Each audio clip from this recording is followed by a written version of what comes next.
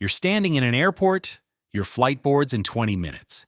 You walk past a small kiosk, grab a clear plastic bottle off the shelf, and hand the cashier $5. You don't even flinch. You barely think about it. Inside that bottle is something that, 20 steps away, is flowing out of a public fountain for free. Now zoom out. Multiply that moment by billions of people in thousands of airports, gyms, hotels, gas stations, and concert venues every single day. How does a substance that literally falls from the sky become one of the most profitable consumer products on Earth? How does something you can get from a tap turn into an industry worth tens of billions of dollars? This isn't really a story about water. It's a story about fear. It's a story about marketing, status, and the strange way human behavior gets rewired one purchase at a time.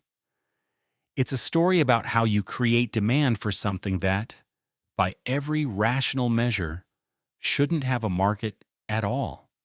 And once you understand how it happened, you start seeing the same pattern hiding in plain sight, in industry after industry, all around you.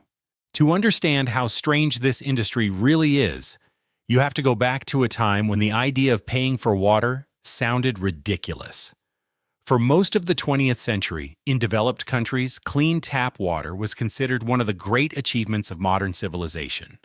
Cities had spent fortunes building treatment plants, laying pipes, and guaranteeing that anyone, rich or poor, could turn a handle and get safe drinking water on demand. It was infrastructure people were proud of. Nobody walked into a store and bought water like they bought bread or milk. The idea didn't even make sense. If bottled water existed at all, it lived on the margins. It was tied to specific mineral springs in Europe. It showed up in fancy hotels, on white tablecloths, in expensive restaurants, in spas marketed to the wealthy. It was a luxury signal, not a daily product. Mass-market bottled water, the kind sitting in every cooler at every checkout counter today, simply was not a category. And the reason was painfully obvious. Consumers had no reason to buy it. The product they were being sold was already in their kitchen, already in their office, already in every public building they walked into. You can't easily convince people to pay for something they already own. That was the wall. That was the impossible problem. And for a long time, nobody could figure out how to climb over it. Then someone did. Not by inventing a better product, because water is water. The breakthrough wasn't chemical or technological, it was psychological. The $5 idea wasn't really about the liquid inside the bottle at all. It was about changing how people felt when they reached for it. A bottle of water stopped being H2O and started being something else entirely. It became purity. It became health. It became convenience, lifestyle, identity. Look at the packaging itself and you can see the strategy at work. Crystal clear plastic, so the product looks pristine. Minimalist labels, so it feels modern and clean. Names that evoke mountain springs, glaciers, untouched forests, alpine snowmelt, places that feel impossibly far from a city pipe. Every visual cue is designed to whisper one message: this is better. The genius was understanding that people don't just buy products to satisfy needs. They buy products to satisfy feelings. The thirst was almost incidental. What customers were really paying for was the small, quiet sense that they were choosing something cleaner, something healthier, something a little more elevated than what came out of the faucet. The product hadn't changed. The story around it had. But a story alone doesn't build a $50 billion industry. There's still a brutal commercial problem sitting in the middle of all this. How do you sell something to people who already have it for nearly nothing? Tap water is hundreds of times cheaper. The habit of buying water didn't exist. And unlike soda, water has no flavor, no caffeine, no sugar rush, no excitement. There's no obvious reason to crave it the way you might crave a cold cola on a hot day. The companies entering this space had to manufacture demand from scratch. So they started asking new questions on behalf of the consumer, questions most people had never thought to ask before. Is your tap water really as clean as you think? Are you drinking enough water during the day? Are you actually as healthy as you could be? And then the cleverest move of all. What does the bottle in your hand say about the kind of person you are? Slowly, almost invisibly, the conversation shifted. The pitch was no longer about thirst. The pitch was about wellness, about self-improvement, about taking care of your body in a world that supposedly wasn't taking care of you. Once that frame took hold, the walls started to crumble. Because people weren't being asked to buy water anymore. They were being asked to buy a better version of themselves. That mental shift opened the door to something much bigger. The marketing machine kicked into gear, and bottled water started showing up in every place that mattered for cultural status. It appeared in gyms, where people went to work on their bodies, in yoga studios, where people went to work on their minds, in airports, where business travelers signaled competence and control, in corporate offices, in conference rooms, in television interviews, in music videos, in athletes' hands during championship games. Everywhere a person wanted to be seen as disciplined, modern, healthy, or successful, a bottle of water started appearing right next to them. And once celebrities, athletes, and executives were holding it, it stopped being a beverage. It became a social signal. Slowly, in the minds of a growing slice of consumers, the bottle began replacing soda as the default thing to be seen with. Soda meant indulgence. Bottled water meant restraint. It said, I'm healthier. It said, I'm more disciplined. It said, I'm modern, I'm aware, I take this stuff seriously. The brands weren't really competing on water quality because the water inside was, for the most part, basically the same. They were competing on identity. They were selling a slightly better version of you. And they were doing it through a product that cost almost nothing to produce. Water wasn't invisible anymore. It had become an accessory.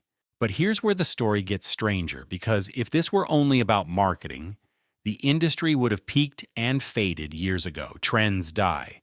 Lifestyle fads collapse. So how does an entire category not just survive for decades, but keep growing? The answer is that the marketing was never the biggest trick. The thing that was really being sold wasn't water, and it wasn't even health. It was the right to not have to think. That's where the real breakthrough lived. In distribution. Tap water exists in your home and in your office, but it doesn't exist in the gap between them. It's not in your hand when you're walking down a hot sidewalk.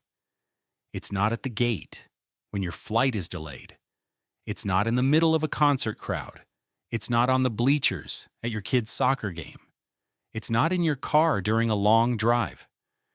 The companies that won this industry won by placing their product in exactly the moments when you suddenly realized you were thirsty and had no other option. They figured out that thirst plus inconvenience plus availability equals a near automatic sale. Once you're standing there with a dry mouth and a vending machine in front of you, the price doesn't matter the way it would at home. $1, $3, $5. You reach into your pocket and you pay it. Because it's cold, it's clean, it's sealed. It's there, and most importantly, you don't have to make a decision. A bottle of water turned out to be the perfect impulse buy. Anyone can use it. It needs no explanation. There's no risk in trying it. The margins for the seller are spectacular, and here's the part that quietly sealed the deal. The part most people miss. Once the habit forms, you stop buying water only when you're thirsty. You start grabbing a bottle just because you're walking past the cooler.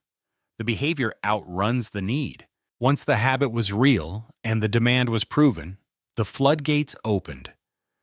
The biggest beverage corporations in the world, the ones with global distribution networks already in place, looked at this category and saw a gold mine. They moved in fast, and the market started splitting into layers. There was cheap water for the everyday shopper. There was mineral water for the slightly more discerning. There was premium water for people who wanted to feel they were drinking something special. Then came alkaline water, vitamin water, sparkling water, electrolyte water, hydrogen water, functional water, water with collagen, water with protein, water sourced from a single glacier, water bottled at a single spring, water blessed by being designed in a particular city. Each new subcategory came with its own story. Pure, luxurious, athletic, detoxifying, energizing, balancing. A product that, on paper, has almost zero room for differentiation, became one of the most aggressively branded categories in retail. From a single insight, an entire ecosystem of products grew. And the wild thing is that almost none of it would have been possible if those first companies hadn't done the hard work of teaching people, very patiently, that water was something worth paying for in the first place. But every empire has a shadow, and bottled water is no exception. The same success that made this industry a marketing case study also made it a moral one. People pay a premium for these bottles because they trust them, because they believe the water inside is cleaner, safer, better. And in many places around the world, that trust is well placed. Bottled water genuinely matters in regions where tap water isn't reliable. It matters in disasters and emergencies. But the industry's growth has also raised harder questions. There's the mountain of plastic waste, billions of bottles every year, much of which never gets recycled. There's the energy and emissions involved in shipping water, which is heavy and abundant. Across continents, there are debates over companies extracting water from local sources, sometimes in regions that are themselves running short. And then there's the awkward, persistent finding that in many controlled tests, a lot of bottled water isn't measurably better than what comes out of a good municipal tap. So you're left with a real question, the kind that doesn't have a clean answer. Are people buying water because they need it?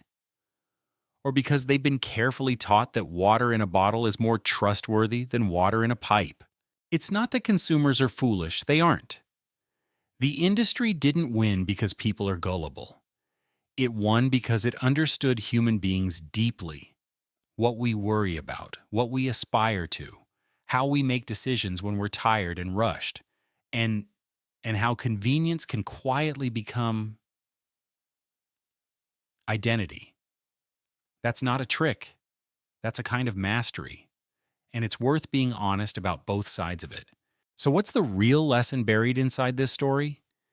It's that the biggest industries don't always come from the most complex ideas. Sometimes they come from a question so simple it sounds almost stupid. Is there something everyone already uses that nobody has bothered to sell better? The formula behind bottled water shows up again and again once you know how to look for it. Step 1, take an ordinary product. Step 2, repackage it so it feels new. Step 3, attach it to a fear or an aspiration that already lives inside the customer. Step 4, place it exactly where people are most vulnerable to a quick decision. Step 5, turn the act of buying it into a habit they barely notice. You can see the same playbook in takeaway coffee, in the vitamin aisle, in skincare, in energy drinks, in meal kits, in the explosion of subscription services for things people used to just buy once. The product is rarely the point. The point is convenience, trust, and identity, bundled into something easy to grab. Customers don't only buy function, they buy how a product makes them feel about themselves, and how seamlessly it fits into a life that's already too busy. Which brings us back to where we started. 50 years ago, if you had told someone that people would line up to pay $5 for water, they would have laughed in your face. Today, nobody even blinks. The industry exists not because someone invented a new product, but because someone invented a new reason to want one. The genius wasn't in the water. It was in the bottle, in the story, in the moment of thirst at the airport gate, in the quiet idea that this small purchase says something about who you are. The next billion-dollar idea probably isn't going to be artificial intelligence or space travel or some technology you've never heard of. It might be something boring, something you've used your whole life and never paid much attention to. Something sitting on a shelf, in a drawer, in a tap, waiting for the right person to tell the right story about it. So here's the question I want to leave you with. What ordinary, overlooked thing in your life right now do you think could become the next massive industry? Drop your answer in the comments. I genuinely want to read them. If you enjoyed this kind of breakdown, where small ideas turn into giant empires, hit subscribe so the next one finds you. And next time, we're going to look at another product that people once dismissed as a joke and how it ended up reshaping an entire industry too.